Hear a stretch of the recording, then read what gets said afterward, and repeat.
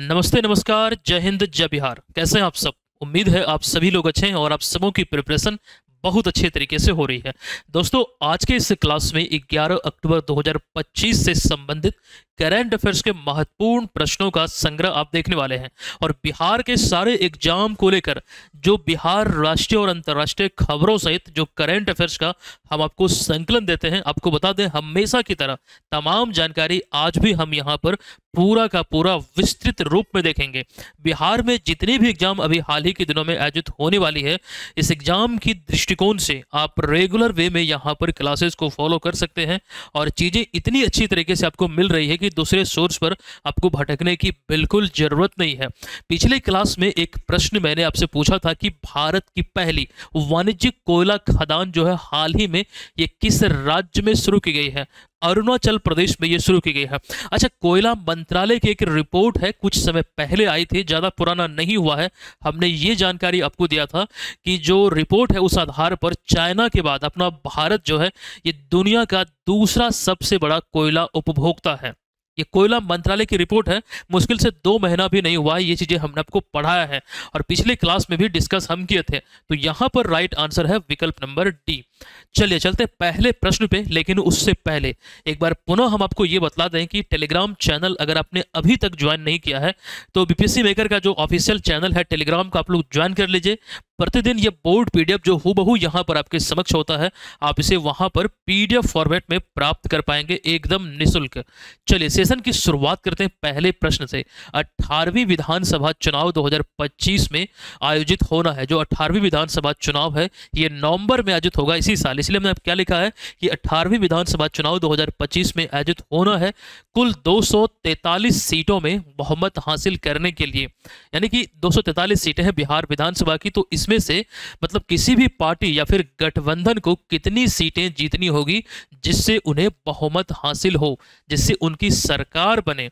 इस प्रश्न का आंसर क्या होगा, थोड़ा सा सोचिए, 2 सेकंड, हम तो आपको बतलाएंगे ही। यहां पर आपके ख्याल से इसका राइट आंसर क्या होना चाहिए? देखिए, करेक्ट जो आंसर है ये होगा विकल्प नंबर यहां पर बी, यानी कि 122 सीटें, मतलब इस पर जीत दर्ज करना चाहिए किसी भी पार्टी या फिर जो गठबंधन है, पार्टियों की जो गठबंधन होती है उसकी हम बात कर रहे हैं। वर्तमान में 17वीं विधानसभा का कार्यकाल चल रहा है और ऐसे में कई जानकारी हम यहाँ पर आपको देने वाले हैं। 18वीं विधानसभा चुनाव को लेकर ये डेट इंपॉर्टेंट है कि 6 और 11 नवंबर 2025 को ये 2 चरणों में आयोजित होना है और परिणाम यानी कि रिजल्ट कब आएगा तो 14 नवंबर को चिल्ड्रेंस डे के दिन। ये चीज़ें आपको मालूम होनी चाहिए, यहाँ पर हमने लिखा भी है।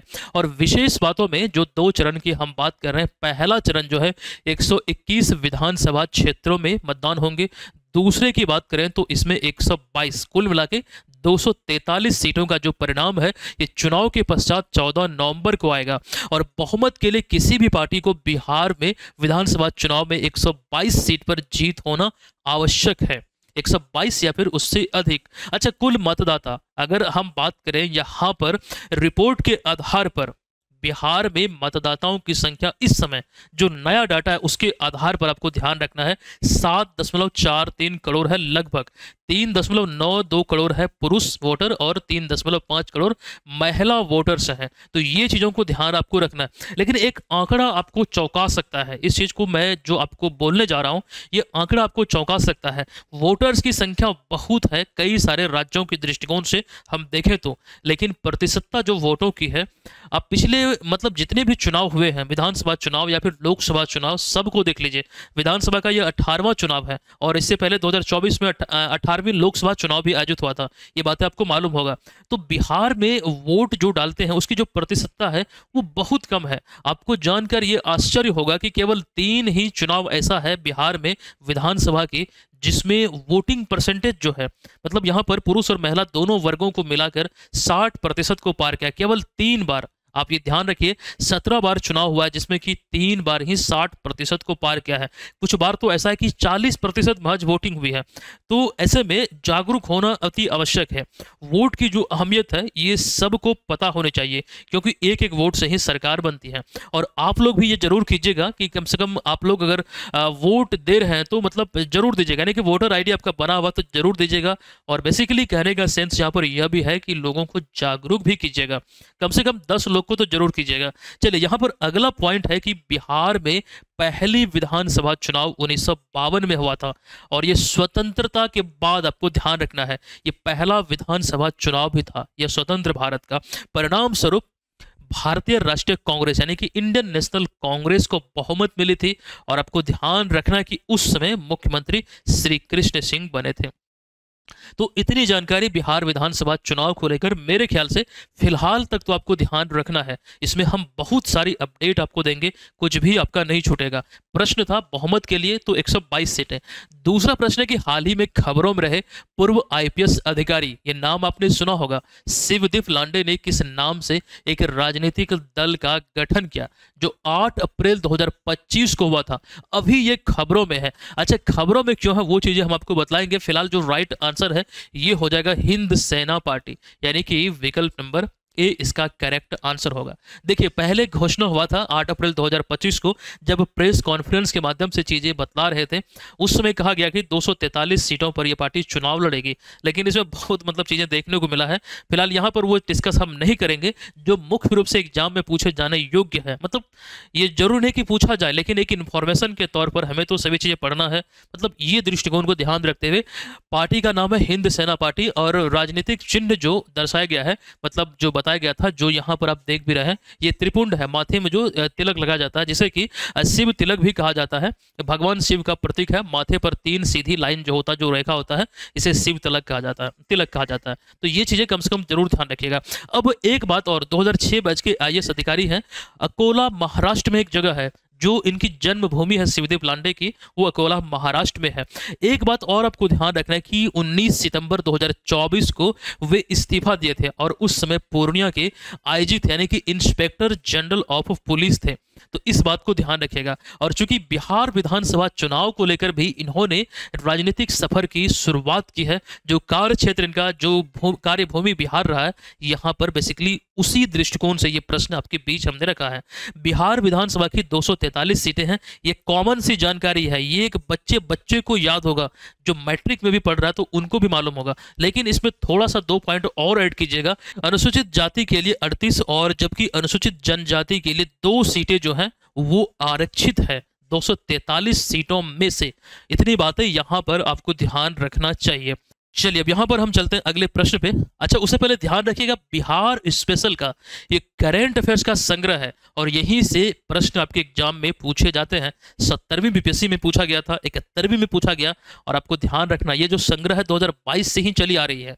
आप किसी भी वीडियोज को देख लीजिए, बहुत मजा आएगा और बहुत सारी चीजें सीखने को मिलेगा। आपको यूट्यूब पर बहुत सारे क्लास देखने की जरूरत नहीं है, ये वन स्टॉप सोल्यूशन हम आपको दे रहे हैं। बहुत मेहनत लगती है, आप इसको जरूर देखिएगा। और जो करंट अफेयर्स का ये विजेता बैच है, हमारे तमाम जो मटेरियल हैं वो आप इसके माध्यम से प्राप्त कर सकते हैं, चाहे वो करंट अफेयर्स का कोई नोट्स हो, या फिर इसके अतिरिक्त जो क्विज है, टेस्ट सीरीज है, और भी कई सारे एग्जाम को लेकर जो क्लासेस चलते हैं। अभी तो बिहार पुलिस एसआई का भी एक टारगेट बैच आया है, तो वो चीजें वहीं पर आपको एप्लीकेशन पे मिलेगा। एडीओ का टेस्ट सीरीज भी है, वहां पर वो अपडेट है। चलिए, अगला प्रश्न 2025 का शास्त्र रामानुजन पुरस्कार निम्नलिखित में से किस गणितज्ञ को प्रदान किया जाएगा? बेसिकली इनका नाम क्या है, अभी हम चर्चा करेंगे। फिलहाल राइट जो आंसर यह है अलेक्जेंडर स्मिथ, यानी कि विकल्प नंबर बी इस प्रश्न का यहां पर करेक्ट आंसर हो जाएगा। देखिए, शास्त्र रामानुजन पुरस्कार ये काफी इंपॉर्टेंट है। 2025 में आपको ध्यान रखना अलेक्जेंडर स्मिथ को दिया जाएगा, और ये जो पुरस्कार है हर वर्ष जो है 32 वर्ष या फिर उससे कम आयु के ऐसे युवा गणितज्ञ को दिया जाता है जिन्होंने गणित की दुनिया में, अर्थात यहां पर बेसिकली ध्यान रखिए, नंबर थ्योरी में, संख्या सिद्धांत में उल्लेखनीय योगदान दिया हो। तो ऐसे गणितज्ञ को मान्यता दिया जाता है जो कम से कम 32 साल या फिर उससे कम आयु के हों। तो ये चीज यहां पर आपको ध्यान रखना है। पुरस्कार की जो घोषणा है शास्त्र विश्वविद्यालय तंजावुर तमिलनाडु द्वारा किया जाता है, और ये जो पुरस्कार है आपको बता दूं कि महान गणितज्ञ या फिर महान भारतीय गणितज्ञ श्रीनिवास रामानुजन की स्मृति में दिया जाता है। हालांकि शुरुआत 2005 में हुई थी। एक विशेष जानकारी यह है कि प्रतिवर्ष भारत में उन्हीं की जयंती को 22 दिसंबर को राष्ट्रीय गणित दिवस के रूप में भी मनाया जाता है। इन्हें आप यहाँ पर तस्वीर में देख रहे हैं। अच्छा, एक मूवी भी इन पर आधारित बनी है। आई होप कि आपने देखा होगा। रामानुजन, मुझे मूवी का नाम एग्जैक्ट ध्यान में नहीं है, लेकिन ये इन्हीं पर आधारित है और बहुत अच्छी है। टाइम मिले तो उसे जरूर देखिएगा। साउथ की मूवी है, ठीक है, अब बहुत ज़्यादा फेमस है। तो ये पुरस्कार से अभी हाल ही में किन्हें सम्मानित किया जाएगा, तो अलेक्जेंडर स्मिथ को। आते यहाँ पर अगले प्रश्न पे, लेकिन उससे पहले आपको कुछ जानकारी और दे दें। दरअसल अगर हम देखें 2022 में सम्मान किन्हें मिला है, तो चाइना के युनकिंग तांग को। 2023 में पुरस्कार की बात करें तो रुई सियांग झांग को, ये भी चाइना के हैं। ये नाम ध्यान रखिएगा। 2024 को लेकर अलेक्जेंडर डन को जो अमेरिका के हैं, जबकि 2025 में अलेक्जेंडर स्मिथ जो ये भी अमेरिका के हैं। तो ये तमाम बातें पुरस्कार के संदर्भ में आपको मुंह जबानी याद होनी चाहिए। और ये तमाम जो पीडीएफ फाइल, जैसा आप यहाँ पर देख रहे हैं, हूबहू आपको टेलीग्राम पर मिलेगा और टेलीग्राम को आपको ज्वाइन करना हर हाल में। चलिए आते हैं अगले प्रश्न पे। यूनेस्को का नेतृत्व करने वाले, ध्यान दीजिए, यूनेस्को का नेतृत्व करने वाले पहले अरब महानिदेशक खालिद अल अनानी किस देश से संबंधित है? यानी कि यूनेस्को के नए महानिदेशक नियुक्त हुए हैं। जो पूछा गया बेसिकली ये किस देश के रहने वाले हैं, और यहाँ पर ध्यान रखिए अरब देश की बात हो रही है। यहाँ पर लिखा गया ना अरब महानिदेशक, और ये पहले हैं इस क्षेत्र से। तो देश का जो नाम है यह है मिस्र। ध्यान रखिए विकल्प नंबर सी इसका करेक्ट आंसर होगा। नाम क्या है? तो खालिद अल एनानी। चलिए अब यहाँ पर आपको जानकारी दे दें। सबसे पहले इन्हें तस्वीर में आप देख लीजिए, मिस्र के रहने वाले हैं, और आपको बता दें कि वे मिस्र के पूर्व पर्यटन और साथ ही साथ पुरावशेष मंत्री भी हैं। मिस्र को ही इजिप्ट कहा जाता है, ये चीज़ आप लोग जानते हैं।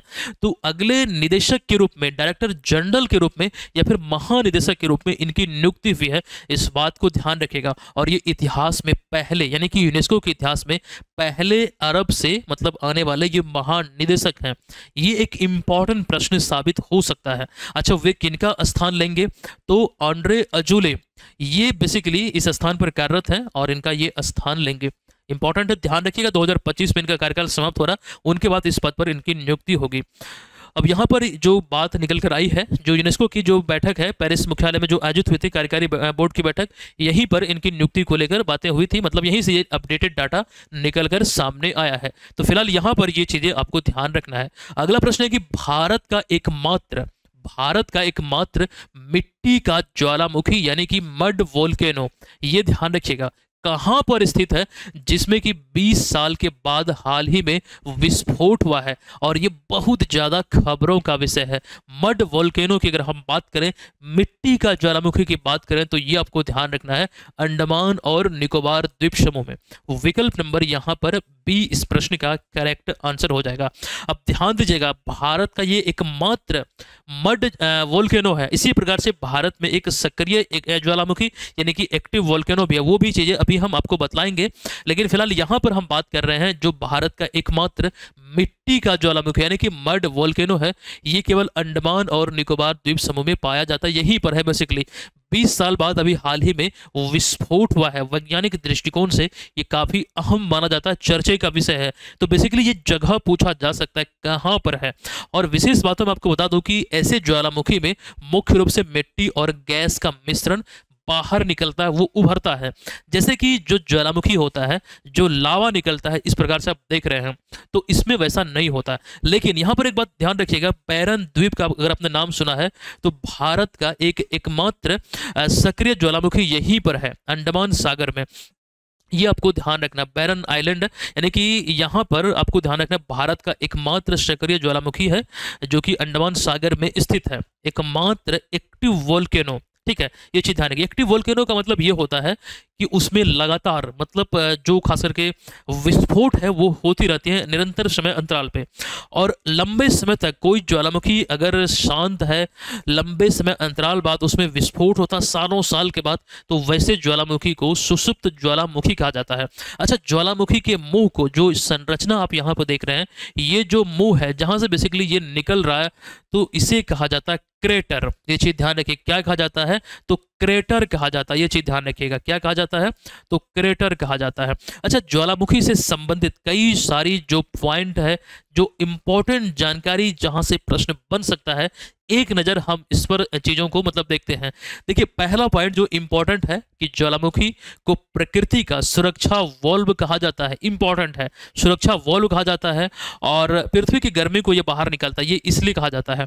अगला है कि पृथ्वी के अंदर मैग्मा यानी कि जो पिघली हुई चट्टान का दबाव और उसमें घुली हुई गैसों का कारण जो है ये ज्वालामुखी फटता है, मतलब रीजन इसके पीछे ये है।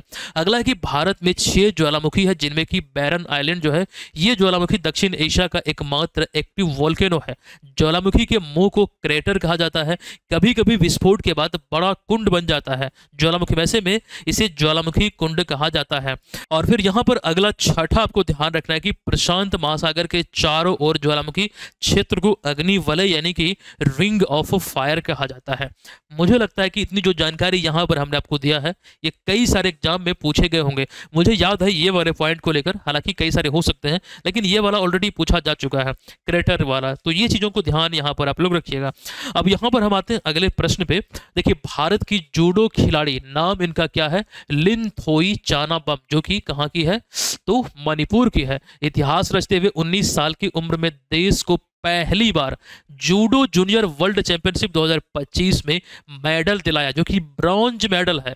और ये प्रतियोगिता कहाँ पर आयोजित हुई है? बेसिकली ये प्रतियोगिता लीमा पेरू में आयोजित हुई है, लेकिन उससे कहीं ज़्यादा इंपॉर्टेंट ये पुरस्कार है, ये जो अवार्ड या जो ये मेडल इन्होंने ब्रॉन्ज मेडल अपने नाम किया है। बेसिकली इनसे संबंधित लिनथोई चानाबम, जिन्हें आप यहाँ पर देख रहे हैं, इनसे संबंधित प्रश्न पूछा जा सकता है। कहाँ की है, कौन सा पुरस्कार जीता, कहाँ पर ये आयोजित हुआ था, तो ये चीज़ें बेसिकली इतना कम से कम जरूर ध्यान रखिएगा। हम उतना डीप में नहीं जाएंगे, बस ये प्रतियोगिता कहाँ पर आयोजित हुई और इन्होंने कौन सा पदक जीता। और ये बहुत ज़्यादा खबरों का विषय है, क्योंकि ये पहली ऐसी खिलाड़ी है भारत की जिन्होंने इस प्रतियोगिता में, इस कैटेगरी में मेडल दिलाया भारत को। तो इस लिहाज से इस तरह के प्रश्न इंपॉर्टेंट होते हैं एग्जाम के दृष्टिकोण से। 2025 का नोबेल साहित्य पुरस्कार को लेकर यह प्रश्न है, किसे दिए जाने की घोषणा हुई है, जो कि 10 दिसंबर को यह प्रदान किया जाएगा। एक चीज यहां पर समझिएगा, साहित्य के नोबेल पुरस्कार में अगर हम देखें तो इसमें आपको दिखेगा विकल्प नंबर सी, यानी कि लास्लो, ये वाला लास्लो क्रास्ना होरकाई, लास्लो क्रास्ना होरकाई, जो कि हंगरी के ये साहित्यकार हैं इन्हें। तो विकल्प नंबर बी यहाँ पर इसका करेक्ट आंसर है। नाम देखिए, ध्यान रखिएगा, लास्लो क्रास्ना होरकाई, जो कि हंगरी के हैं, इन्हें पुरस्कार दिए जाने की बात हुई है। ऐसे ये पुरस्कारों को लेकर कंप्लीट जानकारी है, जैसे कि फिजियोलॉजी यानी कि चिकित्सा, भौतिकी, रसायन विज्ञान और साहित्य। यहाँ पर शांति और अर्थशास्त्र का आपको नहीं दिख रहा होगा। बेसिकली जिस समय ये क्लास हम आपको दे रहे हैं, मेरे जानकारी के अनुसार ये डाटा हमारे पास नहीं है, इसकी घोषणा अभी तक नहीं हुई है, लेकिन जल्द हो जाएगी 1 से 2 दिन में। तो ये चीज़ों को ध्यान रखिएगा, इस सूची अपडेट करके हम आपको अवश्य दे देंगे। ये तमाम बिंदुओं को ध्यान रखिएगा, अपने आप में ये इंपॉर्टेंट है। अब आपको जो जानकारी हम दे रहे थे कि पुरस्कार जो है ये 10 दिसंबर को प्रत्येक वर्ष दिया जाता है। कहां पर? तो स्टॉकहोम स्वीडन में दिया जाता है। लेकिन लेकिन लेकिन यहां पर एक बात ध्यान रखना है कि जो शांति का नोबेल पुरस्कार है वो नॉर्वे की राजधानी ओस्लो में दिया जाता है। यहां पर लिखा है हमने, जो ओस्लो है नॉर्वे की राजधानी, यहां पर शांति का पुरस्कार दिया जाता है। मतलब नोबेल पुरस्कार की बात हो रही है। नोबेल पुरस्कार में कई जानकारी हम यहां पर पुनः से रिपीट करेंगे, जैसे कि 2024 वाला कंप्लीट सूची ध्यान रखिएगा, ये वाला ऑलरेडी एग्जाम में पूछा गया है कि शांति का नोबेल पुरस्कार जो जापानी संगठन है निहोन हिंडानक्यो, इसे दिया गया है। इतना ध्यान रखिएगा, इंपॉर्टेंट है। और ये वीवीआई है, पूछा जा चुका है। मैं इसको वीवीआई नहीं बोल रहा, बल्कि पूरा का पूरा वीवीआई है, पूछा जा सकता है। ऐसे अभी आपको 2025 पे ज़्यादा फोकस करना है। लेकिन नोबेल पुरस्कार की बात हो रही है, तो नोबेल पुरस्कार पाने वाले भारतीयों में ये कुल 9 नाम आपको दिखेगा। रविन्द्रनाथ टैगोर से लेके सबसे नवीनतम जो है अभिजीत बनर्जी। इकोनॉमिक्स में 2 बार भारत को नोबेल पुरस्कार मिला है। अच्छा, यहाँ पर आते हैं आगे। इक्वेटर प्राइज को कहा जाता है जैव विविधता संरक्षण का नोबेल पुरस्कार। हर हाल में ध्यान रखिएगा, भारत की एक महिला स्वयं सहायता समूह जो बीबी फातिमा महिला स्वयं सहायता समूह है कर्नाटक की, इसे सम्मानित किया गया है। इसे जैव विविधता संरक्षण का नोबेल कहा जाता है। अगला है रेमन मैग्सेसे पुरस्कार, इसे एशिया का नोबेल कहा जाता है। इसमें भी भारत के संदर्भ में ये पॉइंट ध्यान रखिए, एजुकेट गर्ल जो संस्था है ये पुरस्कार पाने वाली भारत की पहली एनजीओ है। ठीक है, उसके बाद अगर हम बात करें नोबेल पुरस्कार में, प्रिट्जकर आर्किटेक्चर पुरस्कार, इसे आर्किटेक्चर का नोबेल कहा जाता है। अभी रिसेंटली जो 2024 वाला है वो जापानी वास्तुकार रिकेन यामामोटो को दिया गया है, जिन्हें आप यहाँ पर देख रहे हैं। उसके बाद अगला यहाँ पर आपको ध्यान रखना है, ग्रीन नोबेल कहा जाता है गोल्डमैन पर्यावरण पुरस्कार को, ग्रीन नोबेल।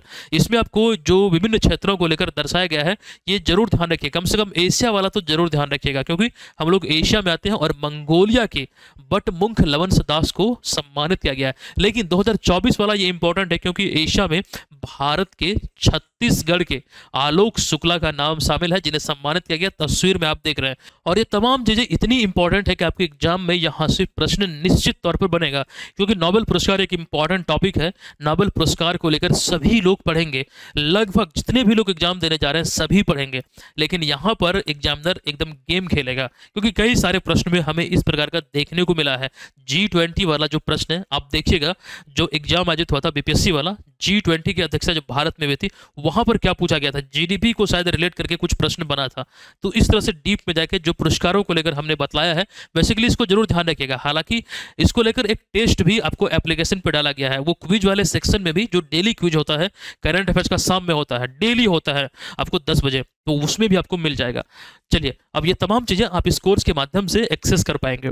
आते हैं यहाँ पर अगले प्रश्न पे। 8 अक्टूबर 2025 को मुंशी प्रेमचंद्र की कौन सी पुण्यतिथि मनाई गई है? राइट आंसर यहाँ पर हो जाएगा 27वीं पुण्यतिथि। तो विकल्प नंबर बी यहाँ पर इसका करेक्ट आंसर है।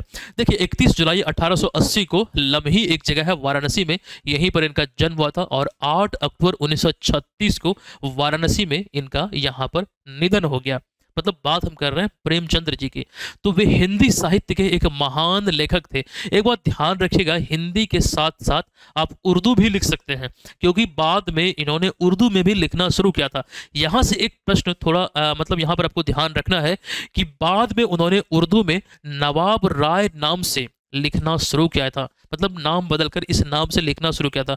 और इनकी जो कहानी संग्रह या फिर उपन्यास आदि जो भी चीज़ें थी, बहुत अव्वल दर्जे की रही, अब तक ये प्रसिद्ध है। जैसे कि इसी कारण से इन्हें कहानी और उपन्यास का शासक भी कहा जाता है, ये इन्हें संज्ञा दी गई है। हालांकि प्रेमचंद्र जी का जो वास्तविक नाम था, मूल नाम था, ये धनपत राय श्रीवास्तव था। इस बात को नोट कर लीजिएगा। अब यहाँ पर अगर हम देखें पहला कहानी संग्रह उनका क्या था, तो सेजो वतन। पहला उपन्यास कौन सा था, तो सेवा सदन। अंतिम उपन्यास जो कि अधूरा रह गया, मतलब वो लिख नहीं पाए, तो ध्यान रखिएगा मंगल सूत्र, ये इनका अंतिम उपन्यास था। अब यहाँ पर प्रमुख रचनाओं में अगर हम देखें तो इसे दो कैटेगरी में जो प्रसिद्ध है, एग्जाम में पूछे गए हैं, कई बार पूछे गए हैं, तो उपन्यास में आपको दिखेगा गोदान, गबन, निर्मला, रंगभूमि, कर्मभूमि, सेवा सदन आदि। कहानियों में कफन, पूस की रात, ईदगाह और पंच परमेश्वर। अच्छा, जिसमें हम लोग मैट्रिक में थे, आई थिंक 2010, हाँ 2010 में मैंने मैट्रिक किया है, तो वहां पर हम लोग ये पढ़ते थे पूस की रात। ये चीज ध्यान रखिए, 2010 या 9 था, मुझे एग्जैक्ट ध्यान में नहीं आ रहा। तो ये हम लोगों को पढ़ना पड़ता था पूस की रात, बिहार बोर्ड में। मतलब ये मुंशी प्रेमचंद्र की, ये मतलब यहाँ पर जो हम बात कर रहे हैं कहानी की, वो इसमें शामिल था, तो ये ध्यान रखिएगा। चलिए, इन्हें आप यहाँ पर तस्वीर में देख रहे हैं। आते हैं यहाँ पर अगले प्रश्न पे। निम्नलिखित कथनों में से कौन, या फिर निम्नलिखित कथनों में से कौन सही है? देखिए, निम्नलिखित कथनों में से कौन कौन सही है या फिर है, मतलब यहाँ पर बेसिकली ये प्रश्न है। देखिए, 2 बार लिखा गया, चलिए कोई बात नहीं। फिलहाल यहाँ पर जो कथन है कि 8 अक्टूबर 2025 को भारतीय वायुसेना दिवस का 93वां स्थापना, भारतीय वायुसेना का दिवस नहीं, भारतीय वायुसेना का 93वां स्थापना दिवस मनाया गया। बिल्कुल ये करेक्ट है। यहाँ पर 93rd जो फाउंडेशन डे है ये मनाया गया है 8 अक्टूबर को। उसके बाद भारतीय वायुसेना की स्थापना जो हुई थी 8 अक्टूबर 1932 को हुई थी, ये भी बिल्कुल यहाँ पर सत्य है। अगला है कि वर्तमान में भारतीय वायुसेना के जो 28वें प्रमुख हैं, यानी कि air chief marshal Amarpreet Singh है, अर्थात एपी सिंह है, ये भी आप लोग जानते हैं, ये सही है। और वहीं पर अगर हम बात करें तो स्वतंत्र भारत के पहले वायुसेना प्रमुख कौन थे, तो आपको ध्यान रखना है सुब्रतो मुखर्जी थे। तो चारों के चारों विकल्प ही सही है, और हमें सही ही तो पहचान करना था कौन सा सही है। ऐसे में ध्यान दीजिएगा, सभी कथन यहाँ पर सही है। विकल्प नंबर डी इस प्रश्न का राइट आंसर होगा। अच्छा, कल वाले क्लास में भारतीय सेना प्रमुखों को लेकर हमने जानकारी आपको दिया था। जैसे वायुसेना प्रमुख की जैसे हम यहाँ पर बात कर रहे हैं, तो कौन है, तो अमरप्रीत सिंह है। आपको मैं होमवर्क दे रहा हूँ, ये आपको चीटिंग करके नहीं लिखना है। आपको मुझे ये बताना है कि थल सेना प्रमुख कौन है और नौ सेना प्रमुख कौन है। आप लोग कमेंट बॉक्स में लिखिएगा, बिल्कुल चीटिंग नहीं। समझिए कि प्रश्न आपके एग्जाम में आया हुआ है, देखते हैं कितने लोगों को मालूम है। अच्छा, भारतीय वायुसेना की यहाँ पर हम बात कर रहे हैं, तो भारतीय वायुसेना ने 2025 में पटना में या फिर बिहार की धरती पर पहली बार, आपको ध्यान रखना, JP Gangapath marine drive Patna में एक एरोबोटिक शो किया था जिसका नाम क्या था, तो सूर्य किरण नाम था। अब यहाँ पर एक प्रश्न और बनता है कि सर सूर्य किरण जो अभ्यास है वो भारत और किस देश के बीच आयोजित होता है। मैं नहीं बताऊंगा, ये दिमाग पे जोड़ डालिए, मैंने कई बार ये चीज़ आपको पढ़ाया है और रिवीजन करेंगे तभी ये चीज़ें दिमाग में सीट होगी। और मैं जल्द आप सभी के लिए रिवीजन सीरीज भी लाने वाला हूँ जो रात्रि में चलेगा, सोने से पहले प्रत्येक दिन हम आपको वहां पर रिवाइज करेंगे और इतना दक्ष बना देंगे कि तैयारी आपकी बेहतर होगी। देखिए अगला प्रश्न है कि रणजी चैंपियन जो 2024-25 की बात कर रहे हैं, तो यहाँ पर किस टीम ने रेस्ट ऑफ इंडिया टीम को हराकर ईरानी कप जो क्रिकेट से संबंधित है, तो ईरानी कप 25-26 का खिताब अपने नाम किया है। तो ध्यान दीजिएगा, बात यहाँ पर विदर्भ की हो रही है। विकल्प नंबर ए इस प्रश्न का करेक्ट आंसर हो जाएगा। विदर्भ ने इस कप को अपने नाम किया, रेस्ट ऑफ इंडिया टीम को हराकर 93 रनों से शिकस्त दिया। बेसिकली यहाँ पर उतना डिटेल में जानने की जरूरत नहीं है, बस ये ध्यान रखिए ईरानी कप जो है संबंधित है क्रिकेट से। बीसीसीआई इसका आयोजन करती है, प्रथम श्रेणी का एक क्रिकेट टूर्नामेंट है। और यहाँ पर बेसिकली इसकी शुरुआत को लेकर भी हमने लिखा है कि जब रणजी ट्रॉफी का 25वीं वर्षगांठ मनाया गया था 59-60 में, उस समय उस उपलक्ष्य में इसकी स्थापना हुई थी। तो अभी हाल ही में रेस्ट ऑफ इंडिया को हराकर ये खिताब अपने नाम किया विदर्भ ने। अगला प्रश्न है कि हाल ही में महाजे या फिर महाजे घर योजना किस राज्य के निवासियों को मालिकाना हक देने के लिए शुरू किया गया, या फिर किस राज्य सरकार द्वारा शुरू किया गया है, तो गोवा सरकार द्वारा शुरू किया गया। हालांकि जो इसका औपचारिक उद्घाटन है ये केंद्रीय गृह और सहकारिता मंत्री अमित शाह के द्वारा किया गया है। इस योजना में जो उद्देश्य है इसका, जो खास करके यहाँ पर मैं आपको आसान शब्दों में बता दूं, कोई भी नागरिक अगर मान लीजिए कोई ऐसी भूमि पर बसे हुए हैं जो किसी मठ से संबंधित है, या फिर यहाँ पर देखिए किसी समुदाय की जमीन है या फिर सरकारी जमीन है, वैसी जमीन पर लंबे समय से रह रहे हैं, तो उसे एक प्रकार से मालिकाना हक देना, ये बेसिकली यहाँ पर इसका उद्देश्य है। जब वर्षों से यहाँ पर बने हुए हैं तो उन्हें वहां से हटाया नहीं जाए, मतलब उन्हें मालिकाना हक देने को लेकर, यानी कि अस्थाई स्वामित्व का अधिकार देने को लेकर। तो बेसिकली यही है। अभी 7 अक्टूबर को इसका यहाँ पर उद्घाटन हुआ, औपचारिक उद्घाटन अमित शाह के द्वारा, तो संबंधित है गोवा से। अगला प्रश्न है कि भारत का पूर्णतः डिजिटल हवाई अड्डा कौन बना है जिसका उद्घाटन 8 अक्टूबर 2025 को हुआ है और यह किस राज्य में है। ध्यान रखिए इसका करेक्ट आंसर होगा नवी मुंबई अंतर्राष्ट्रीय हवाई अड्डा जो कि महाराष्ट्र में है। और अभी तो हम जानकारी आपको दिए थे कुछ में पहले ही इसको लेकर, ये तमाम बिंदुओं को ध्यान रखिएगा, एग्जाम में यहाँ से प्रश्न बन सकते हैं। आज का इस क्लास को हम यहाँ पर समाप्त करते हैं। आज के इस क्लास का प्रश्न है भौतिकी का नोबेल पुरस्कार किन्हें दिए जाने की घोषणा हुई है, जो कि 10 दिसंबर को स्टॉकहोम स्वीडन में दिया जाएगा। और हमने क्या बोला था कि शांति का नोबेल पुरस्कार एकमात्र ऐसा पुरस्कार है जो ओस्लो में दिया जाता है, जो नॉर्वे की राजधानी है। क्लियर है। अब यहाँ पर ध्यान रखिए, एईडीओ का जो टेस्ट सीरीज आप लोग नहीं लिए हैं तो आप लोग एप्लीकेशन को डाउनलोड कीजिए, अभी डाउनलोड कीजिए बीएम ऑनलाइन लर्निंग, और यहाँ पर ये तमाम जो टेस्ट सीरीज है प्रॉपर वे में आपको इसमें चीज़ों को एकदम से अच्छे तरीके से सुनियोजित वे में आपको इसमें टेस्ट देना है, पीडीएफ को डाउनलोड करना है अगर आप ऑनलाइन टेस्ट नहीं दे सकते हैं। ठीक है, तो ये चीज़ें आपकी तैयारी को बूस्ट करेगा। इसके अतिरिक्त हमारे विभिन्न कोर्स हैं, जैसे कि बिहार एसएससी सीजीएल का आप इसे ले सकते हैं। साथ ही साथ आपको ध्यान रखना बिहार पुलिस एसआई जो आप लोग डिमांड कर रहे थे, ये कोर्स लाया गया है। और कंप्लीट जो प्रिपरेशन है, संपूर्ण जो जिम्मेदारी है करंट अफेयर्स की, वो हमारी होगी। एक नॉमिनल सा चार्ज पे यहाँ पर लिखा नहीं गया है, मैं आपको बता दूं 229 रुपये में आपके एग्जाम तक हम साथ में रहेंगे और आपकी तैयारी बेहतर होगी। और तमाम जो नोट्स हैं वो सभी चीज़ें हम आपको इसमें प्रोवाइड करेंगे। बीपीएससी मेंस का कोर्स चल रहा है, इसमें जो इंपॉर्टेंट टॉपिक होते हैं उसको हम कवर करते हैं। बीपीएससी मेंस का ये कोर्स आप लोग ले सकते हैं अगर मुख्य परीक्षा की प्रिपरेशन में लगे हैं। इसमें प्रीलिम्स का जो मटेरियल है वो आपको एडिशनल मिल रहा है और ये हिंदी और अंग्रेजी दोनों में आपके लिए उपलब्ध है। दोस्तों हम मिलते हैं आपसे नेक्स्ट क्लास में। अगर ये क्लास आपको पसंद आया है तो अपने दोस्तों और सहपाठियों के बीच जरूर रिकमेंड कीजिएगा। धन्यवाद। जय हिंद।